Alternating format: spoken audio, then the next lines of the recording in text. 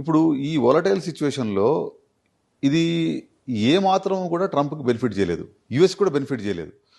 పోగా మీరు ఒక సినారియో అంటే దీని ఒక సినారియో చూస్తే యుఎస్ ప్రెసిడెంట్ ఎవరైతే ఉన్నారో ట్రంప్ని స్ట్రాంగెస్ట్ మ్యాన్ అనుకున్నాం మనం. అంటే స్ట్రాంగెస్ట్ మ్యాన్గా ఆయన ప్రొజెక్ట్ చేసుకున్నాడు. ఆయనకు జస్ట్ ఒక 3-4 months బ్యాక్ చూస్తే ఆయన ఏం చెప్పేవాడు, వరల్డ్లో ఏ కంట్రీ కూడా రష్యా నుంచి ఆయిల్ కొనొద్దు, బికాజ్ రష్యన్ ఆయిల్ వాళ్ళు అమ్మి దాన్ని ఉక్రెయిన్ మీద యుద్ధానికి వాడుతున్నారని చెప్పాడు.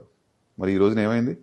నిన్న he has become a salesman to sell Russian oil. అంటే strongest man has become a salesman to sell the Russian. ఆయనే చెప్తున్నాడు కదా ఏమని, రష్యన్ ఆయిల్ ఎలాంటి కొనండి ఈ టైంలో అని. రష్యాకి ఇది ఒక మంచి అవకాశం. ఎందుకంటే రష్యన్కి మనం చూసినట్టయితే last 1 year Ukraine war start చేసినాక యూరోప్లో వాళ్ళది ఒక $350 billion వాళ్ళది అకౌంట్ని సీజ్ చేశారు, వాళ్ళ మనీని సీజ్ చేశారు.